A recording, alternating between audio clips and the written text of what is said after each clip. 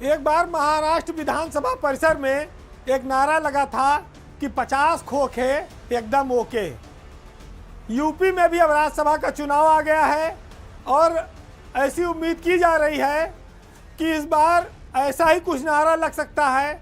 हालांकि महाराष्ट्र की तुलना में थोड़ा छोटा होगा नारा कि 5 खोखे एकदम ओके।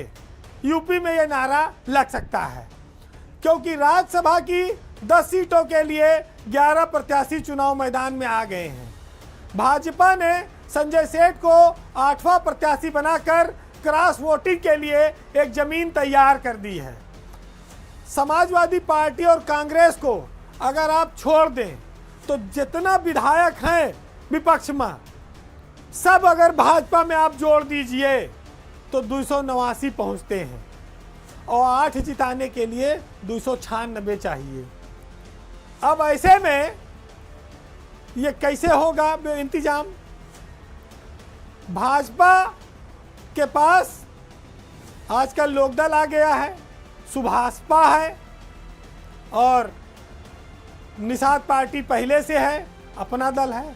उसके अलावा अगर राजा भैया के 2, बहुजन समाज पार्टी का 1, ये भी आप दे दीजिए, तब भी संजय सेठ आसानी से जीतते नहीं हैं।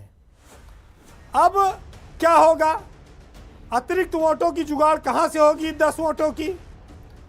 तो बीजेपी को ये उम्मीद है कि संजय सेठ महाराष्ट्र वाला नारा अगर यहाँ लगवा देते हैं तो समाजवादी पार्टी के कुछ विधायक यहाँ टूट सकते हैं। अब राज्यसभा का एक समस्या ये भी है चुनाव की कि जब पार्टी व्हिप जारी कर देती है तो सारे विधायकों को दिखा के अपना वोट डालना पड़ता है। तो अगर वो दिखाएंगे नहीं तो संदिग्ध हो जाएंगे। आरएलडी के 9 विधायक हैं, उसमें से 3 जो हैं वो टिकट तो आरएलडी का था, नेता समाजवादी पार्टी थे। उसमें चंदन चौहान थे, अनिल पुरकाजी थे, गुलाम मोहम्मद थे। गुलाम मोहम्मद तो पहले सपक विधायक भी रहे अखिलेश यादव की जब सरकार थी। तो सिंबल तुम्हारा आदमी हमारा के तहत 3 आदमी वहाँ हैंडपंप में घुसे हुए हैं और इधर पीला गमछा वाले चाचा के पास जो है मोहम्मद अब्बास अंसारी, जो मुख्तार अंसारी के बेटे हैं, जगदीश नारायण राय, ये हैं तो सुभाषपा के विधायक लेकिन आदमी समाजवादी पार्टी के रहे हैं, जुड़े 19 माने जाते रहे हैं। अब इन्हीं के दूसरों के घर में इतने छेद हैं, पहले संजय सेठ उनको मुँह दें कि पहले इधर विधायक तोड़ें। ऐसे में एक थोड़ी सी बात ये आई है कि जो विधायक अभी जहाँ है वो शायद अपनी पार्टी से गद्दारी ना करे अगर अब्बास अंसारी छोड़ दिया जाए तो, क्योंकि अभी 3 साल का वक्त है, दोनों जगह भाजपा की सरकार है, लाठी डंडा पुलिस के सब भाजपा के हाथ में है, तो इतनी हिम्मत कोई नहीं कर पाएगा। बीजेपी भी इस बात से उत्साहित है, पहले वो नहीं सोची थी कि हम 8वां प्रत्याशी लड़ावें, लेकिन जब पल्लवी पटेल का बयान आ गया तो उसका हौसला बढ़ गया।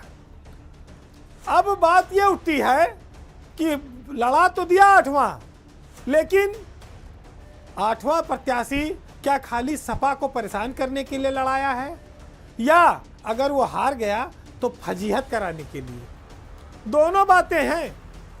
इधर समाजवादी पार्टी के सामने भी एक सवाल खड़ा हो गया कि अब वो अपना तीसरा प्रत्याशी किसे बनावे। रामजी लाल सुमन को बनाती है तो मायावती चिल्लाने लगेंगी कि ये दलित के साथ इन्होंने धोखा किया, और अगर आलोक रंजन को बनाती है तो आलोक रंजन कोई पॉलिटिकल आदमी नहीं रहे, अफसर रहे, वो वोटों का जुगाड़ कैसे करेंगे? ये सब बड़ी असमंजस की स्थिति आ गई है। दूसरी ओर समाजवादी पार्टी के 2 विधायक जेल में भी हैं, पता नहीं वो वोट डालने आ पाएंगे कि नहीं आ पाएंगे, वो भी खतरा है। संजय सेठ इधर बड़े बिल्डर हैं, पूंजीपति हैं, खजाना खोल देंगे, जितना चाहे लो वोट दो। उनके लड़ने से विधायकों को इस बात की बड़ी खुशी है कि चलो अब की वोट तो डालने को मिलेगा। हर बार ये लोग निर्विरोध करा ले जाते थे। चलो कुछ दावतों का दौर भी चलेगा, कुछ नजराना भी मिलेगा। अब ये मौका आया है, ये हाथ से जाने ना पावे। तो दोनों दल अपने अपने जगह पर फंसे हुए हैं। सियासत क्या क्या गुल खिलाएगी ये आने वाले दिनों में आप देखेंगे। किसकी जीत होगी, किसकी हार होगी, सय और मात किसकी होगी, बाहुबल, धन बल, सत्ता बल, किसको क्या क्या दिन दिखाएगा। मजे में राजा भैया हैं, उनके पास 2 विधायक हैं। हालांकि वो सत्ताधारी दल के साथ रहेंगे, लेकिन उनकी अपनी पार्टी, उनकी भी अपनी पहचान है, उनकी अपनी भी तमाम सारी योजनाएं हैं भविष्य की। तो ऐसा तो नहीं कि मुफ्त में खाली वोट ले लो, आप कह दो, उनकी भी कुछ शर्तों को मानना पड़ेगा। बहरहाल जीत हार के इस खेल में, सय और मात की इस तैयारी में आज सुनिएगा मंजर भोपाली की कुछ लाइनें हैं जो आपको बहुत आनंद देगी।